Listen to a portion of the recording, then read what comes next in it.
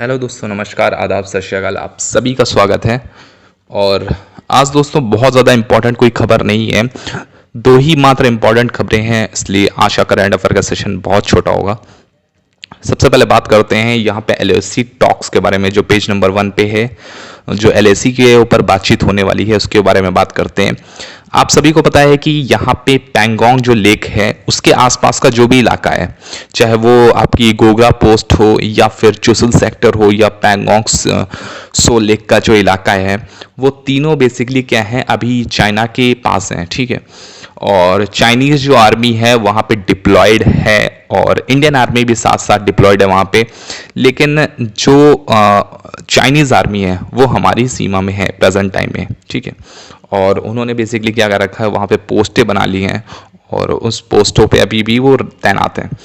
यहाँ पे बात ये है कि चीफ ऑफ डिफेंस स्टाफ का पहला बयान इस पर आया है और उन्होंने बोला है कि अगर ये एलएसी टॉक्स ख़त्म नहीं होती है, ठीक है, तो हम लोग फिर आगे का रास्ता अपनाएंगे बाय द मिलिट्री फोर्सेस। ठीक है, मिलिट्री फोर्सेस के थ्रू हम लोग मतलब फोर्स को तैनात करके या फिर जो भी आगे युद्ध की तैयारी करके फिर हम लोग उसका रास्ता अपनाएंगे, ये कहना है चीफ ऑफ डिफेंस स्टाफ का। ठीक है, यहाँ पर इंडियन आर्मी के जो चीफ हैं जनरल एमएम नरावने, उनका अभी तक कोई बयान नहीं आया, इस तरह का भड़काऊ बयान कोई नहीं आया है।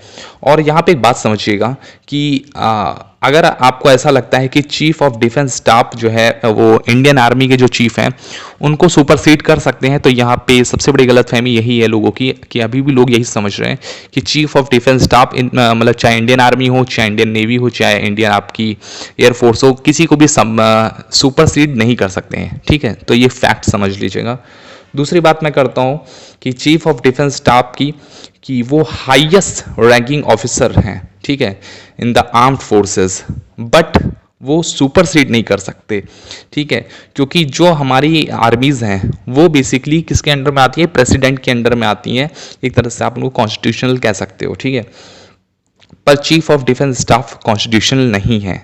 ठीक है, कोई भी एक्ट पेश नहीं किया गया था हाई आपकी उसमें लोकसभा और राज्यसभा में। ठीक है, तो ये कॉन्स्टिट्यूशनल नहीं है चीफ ऑफ डिफेंस स्टाफ। दूसरी बात मैं करता हूँ कि ये सीधे एडवाइस किसको करते हैं, CDS chief of defence staff, वो एडवाइस करते हैं गवर्नमेंट ऑफ इंडिया को। ठीक है, और ये किस मिनिस्ट्री के अंडर में आते हैं, तो अंडर द डिफेंस मिनिस्ट्री। जब इनका ये पद बनाया ही क्यों गया था, पद इसलिए बनाया गया था कि कभी भी तीनों सेनाएं मिलकर के एक ऑपरेशन करती हैं, उनमें तालमेल बैठाने के लिए, और सीधे किसी अदर का इंटरवीन ना होने कारण, मतलब सीधे गवर्नमेंट का इंटरवीन ना होकर के सीडीएस का इंटरवीन होगा इसमें। ठीक है, जब ऑपरेशंस होंगे, इसकी बात कर रहा हूँ। अच्छा, चीफ ऑफ डिफेंस स्टाफ की दूसरी बात कर लेते हैं। इनका जो लेंथ, टर्म लेंथ है वो कितनी हो सकती है, 3 साल या 65 ईयर, जो पहले हो जाए उनमें से ये क्या कहते हैं, रिटायर हो जाएंगे। अगर 3 साल इन्होंने सेवा करी है और 65 साल के नहीं हुए, मान लीजिए इन्होंने 3 साल सेवा करी और ये 64 साल के हुए, तो भी इनको रिटायर होना पड़ेगा क्योंकि इनको 3 साल पहले कंप्लीट हो चुके हैं। मान लीजिए इन्होंने 64 साल में, किसी पर्सन ने 64 साल में चीफ ऑफ डिफेंस स्टाफ का पद संभाला, तो अगले ही साल उसका 65 ईयर हो जाएगा, तो उनको रिज़ाइन करना पड़ेगा। इसलिए मैं बोल रहा हूँ 3 ईयर या फिर 65 ईयर, जो पहले हो जाएगा। ठीक है, और मैंने आपको बता ही दिया है कि ये किसी भी इंडियन आर्मी हो या इंडियन नेवी हो या इंडियन एयरफोर्स हो, उनके किसी भी डिसीजन को सुपरसीड नहीं कर सकते। ठीक है, फाइनल डिसीजन उनके खुद के चीफ का होगा बेसिकली।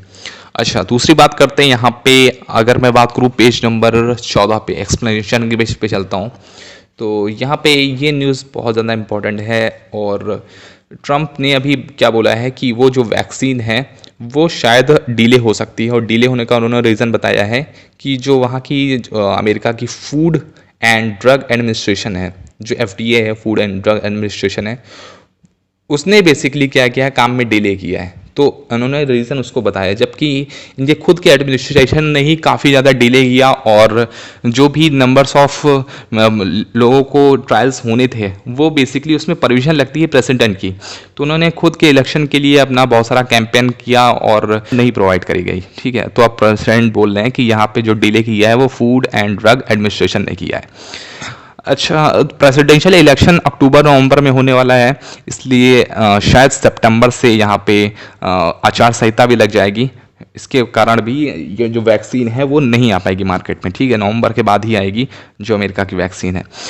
यहाँ पे आपको मैं बता देता हूँ है वो ऑफिशियली बेसिकली रिपब्लिकन पार्टी की तरफ से प्रेसिडेंशियल इलेक्शन में जो वो खड़े होंगे। और आप सभी को पता है कि डेमोक्रेटिक जो पार्टी है उसकी तरफ से कौन खड़े हो रहे हैं प्रेसिडेंशियल इलेक्शन में, वो है जो बिडेन। अच्छा, पूरा नाम क्या है? जोसेफ आर बिडेन नाम है, ठीक है। और वाइस प्रेसिडेंट के लिए डेमोक्रेटिक पार्टी से कौन खड़ी हो रही है? वो कमाला हैरिस है, ठीक है। तो ये दो इंपॉर्टेंट न्यूज़ थी जो इंपॉर्टेंट थी, और हो सकता है कि आगे और भी इंपॉर्टेंट न्यूज़ हो तो मैं आगे आपके लिए डिस्कस करूंगा, ठीक है। तब तक आज के लिए चलते हैं, बाय बाय, टेक केयर।